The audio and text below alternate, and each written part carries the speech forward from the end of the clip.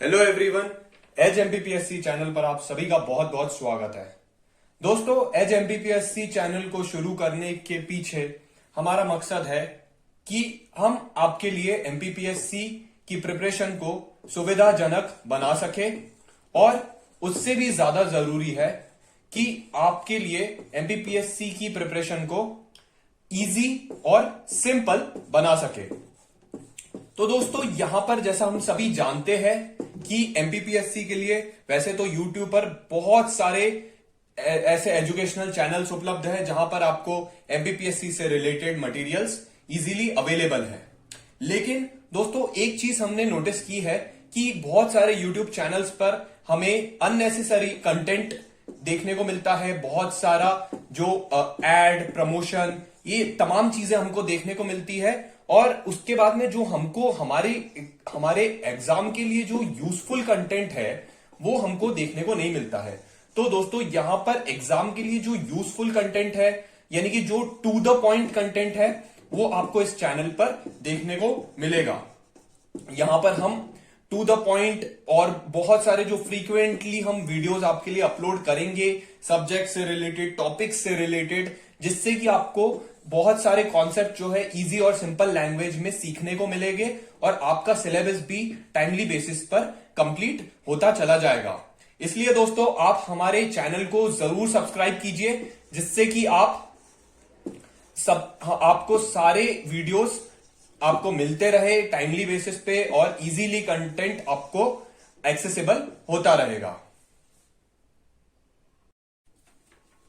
दोस्तों, एमपीपीएससी 2021 यानी कि जो 19 जून 2022 को होनी शेड्यूल्ड है, इसका प्रीलिम्स होना है इस तारीख को। इसके लिए पर्टिकुलरली क्या स्ट्रैटेजी होनी चाहिए, हम आज की वीडियो में देखेंगे। तो दोस्तों, अगर हम ध्यान से देखें तो हमारे पास में 100 दिन से भी कम का समय बचा हुआ है। तो हमारे पास में टाइम जो है बहुत ही कम है, बहुत ही ज्यादा कम है। और यहां पर हमारे लिए जानना यह जरूरी है कि इतने कम टाइम में हमारे लिए क्या करेक्ट स्ट्रैटेजी हो, जिससे कि हम अपने डेस्टिनेशन तक, हम अपने गोल तक पहुंच सके। दोस्तों, अब बात करते हैं क्या होनी चाहिए हमारे लिए एग्जाम की प्रिपरेशन से जुड़ी स्ट्रैटेजी। तो सबसे पहला इंपॉर्टेंट काम जो हमें करना होगा वो है हमारा सिलेबस। हमें अपने सिलेबस को समझना बहुत ज्यादा जरूरी है। जैसा हम सभी जानते हैं कि प्रीलिम्स के लिए यहां पर 10 यूनिट्स है, तो हमको इन 10 यूनिट्स को अच्छे से समझना है, क्या चीजें दी हुई है और उसके अकॉर्डिंगली हमको अपनी प्रिपरेशन को अंजाम देना होगा।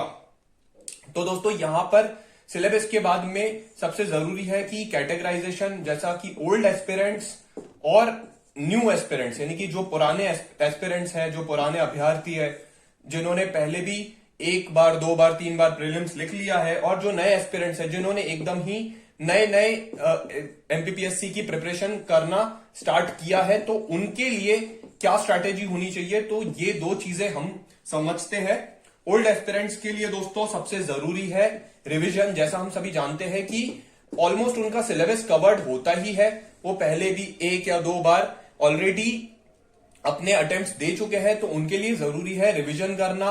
उन्हें अपनी मिस्टेक्स को ध्यान में रखना बहुत ज्यादा जरूरी है। उन्होंने पहले कहां गलतियां की है, उनको प्रॉपरली एनालाइज करने की जरूरत है, और कहां पर उनसे भूल हुई थी तो उनको वो चीजों को आइडेंटिफाई करके उनके लिए करेक्टिव स्टेप्स, उनको सुधार करने के लिए सही टाइम पे सही कदम उठाने जरूरी होते हैं।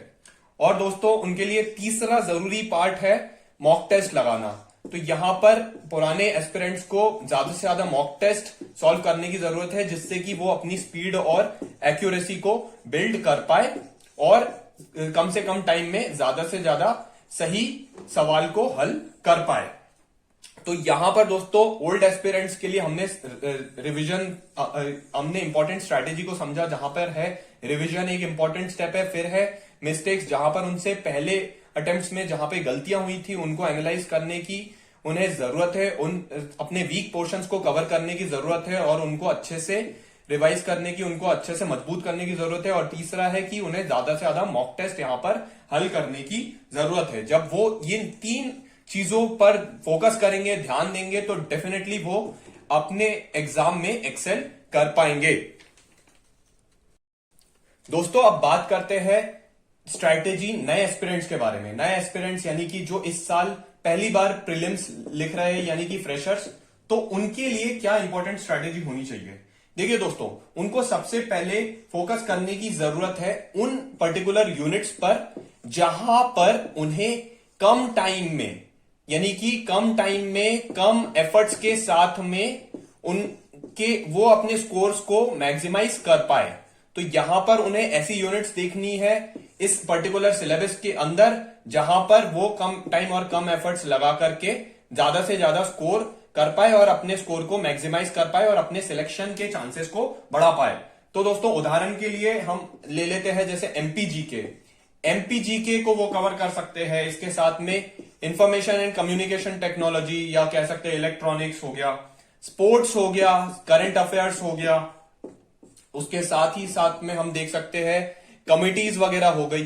तो जब हम इन पर्टिकुलर यूनिट्स पे फोकस करेंगे और हम इन यूनिट्स को ज्यादा से ज्यादा सबसे पहले कवर करेंगे, और उसके बाद में जो हमारा conventional geography, history all India की, या हमारी जो पॉलिटिकल साइंस है, ये सब चीजें जब हम देखेंगे, ये इसको हम बाद में कवर कर सकते हैं, क्योंकि इसमें हमारे को एफर्ट्स ज्यादा लगता है, टाइम ज्यादा लगता है, ये यूनिट्स बड़ी होती है, और यहां पर हम कह सकते हैं कि उतना ज्यादा स्कोर, उतना ज्यादा वेटेज नहीं होता है जितना कि हम इन एरियाज से निकाल सकते हैं। तो सबसे पहले प्रायोरिटी हमको इन एरियाज को देनी है, और उसके बाद में जैसे हमारे पास में हम जितना जल्दी से जल्दी हम इन पर्टिकुलर यूनिट्स को कवर कर पाएंगे, उसके बाद में बचा हुआ टाइम हम ज्योग्राफी, हिस्ट्री, पॉलिटी को हम एलोकेट कर सकते हैं।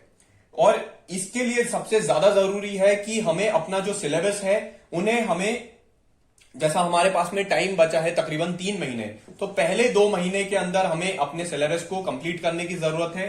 और उसके बाद में बचे हुए टाइम में ध्यान रखिए दोस्तों कि हमें रिवीजन भी करना है और मॉक टेस्ट देने हैं। मॉक टेस्ट बहुत ज्यादा जरूरी है।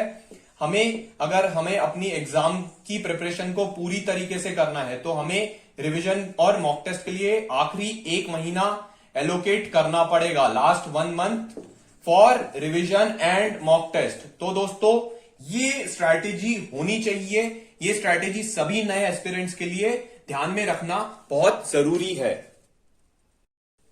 दोस्तों अब आपके दिमाग में एक सवाल पैदा हो रहा होगा कि अभी तक के तो सर ने बता दिया कि जनरल स्टडीज यानी जीएस के पेपर के लिए किस तरीके से तैयारी करनी है, जहां पर हमने देखा कि 10 यूनिट्स होती है।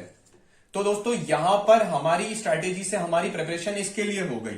अब दूसरी बात बचती है कि एक और पेपर होता है एप्टीट्यूड का पेपर, जहां पर हम रीजनिंग, इंग्लिश, मैथ्स, तो ये जो तमाम चीजें हम देखते हैं, इसके लिए हम कैसे प्रिपरेशन करें। तो देखिए दोस्तों, इसके लिए आप थोड़ा सा टाइम अपना डेली रूटीन में 1 से 1.5 घंटा आप इन प्रिपरेशन के लिए लगा सकते हैं। आधा घंटा आपने एप्टीट्यूड के लिए पढ़ लिया, आधा घंटा आपने रीजनिंग, आधा घंटा इंग्लिश के लिए आपने पढ़ लिया, मैथ्स के लिए पढ़ लिया।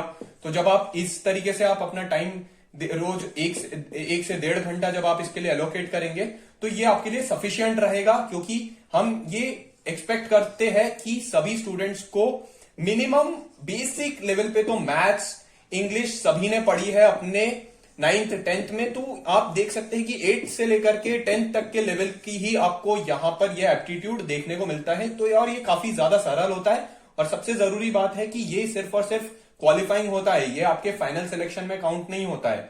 तो आपको सिर्फ और सिर्फ उतने नंबर लेकर के आने हैं जिससे कि आप पेपर को बस क्वालिफाई कर पाए। तो इसलिए दोस्तों यहां पर आप अगर बेसिक ध्यान भी देंगे और आप जो मिनिमम क्वालिफाइंग मार्क्स भी सिक्योर कर लेंगे तो भी ये आपके लिए सफिशिएंट रहेगा। दोस्तों उम्मीद करते हैं कि आज आपको एमपीपीएससी 2021 यानी कि जो 19 जून 2022 को होने वाला है उससे रिलेटेड आपको स्ट्रैटेजी काफी कुछ सीखने को मिली होगी, काफी कुछ जानने को मिला होगा। अब बात कर लेते हैं दोस्तों कि इस चैनल पर हम आने वाले टाइम में क्या चीजें कवर करने वाले हैं। तो आपने आज देखा कि हमने स्ट्रैटेजी से रिलेटेड और इंट्रोडक्शन वीडियो लेकर के आए हैं। हम आने वाले टाइम में दोस्तों बुक लिस्ट आपके लिए लेकर के आएंगे, जिससे कि आपकी प्रिपरेशन और ज्यादा सरल हो सके। इसके साथ में हम सिलेबस को भी कवर करने की कोशिश करेंगे विद द हेल्प ऑफ दोस्तों शॉर्ट वीडियोस। बहुत सारे हम आपके लिए शॉर्ट्स डालेंगे, उसके साथ में हम आपके लिए टॉपिक से रिलेटेड डिटेल्ड वीडियोस भी लाएंगे, एनालिसिस वीडियोस भी लेकर के आएंगे, जिससे कि हम आपको एक एक चीज जो है काफी बारीकी से यहां पर ही समझने को मिल जाए, यहां पर ही सीखने को मिल जाए, और इससे आपकी प्रिपरेशन जो है टाइमली बेसिस पे कंप्लीट होती रहे। साथ ही दोस्तों हम सबसे अच्छी बात है, सबसे खास बात है कि यहां पर जो चैनल का कंटेंट रहेगा ये हिंदी और इंग्लिश मीडियम स्टूडेंट्स दोनों के लिए ही काफी ज्यादा हेल्पफुल रहेगा। तो दोस्तों यहां पर इंग्लिश मीडियम वाले जो स्टूडेंट्स हैं उनको भी घबराने की जरूरत नहीं है कि यहां पर एमपीपीएससी तो सिर्फ और सिर्फ हिंदी डोमिनेटेड है, ऐसा नहीं है। हिंदी मीडियम के साथ साथ इंग्लिश मीडियम वाले स्टूडेंट्स के लिए भी हमारे चैनल पर कंटेंट मौजूद रहेगा।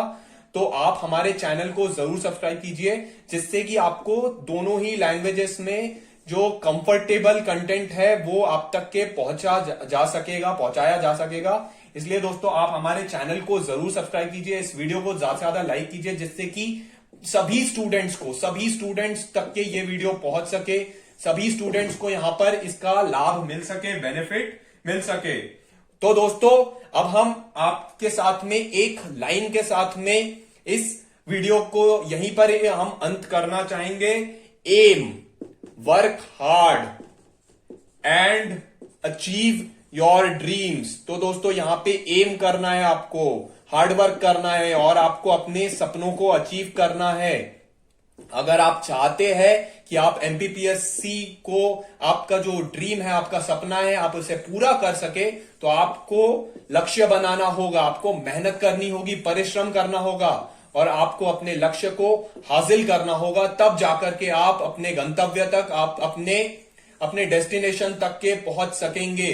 तो दोस्तों उम्मीद करते हैं कि आज आपको काफी कुछ जानने को मिला होगा, काफी लाभदायक रहा होगा ये वीडियो आपके लिए, और हम उम्मीद करते हैं कि आप हमारे चैनल को ढेर सारा प्यार देंगे और इसे सपोर्ट करेंगे। और हमारा जो लक्ष्य है कि हम एमपीपीएससी की प्रिपरेशन को आपके लिए बहुत बेनिफिशियल, बहुत सरल बना सके, हम इसके लिए लगातार यहां पर प्रयासरत रहेंगे।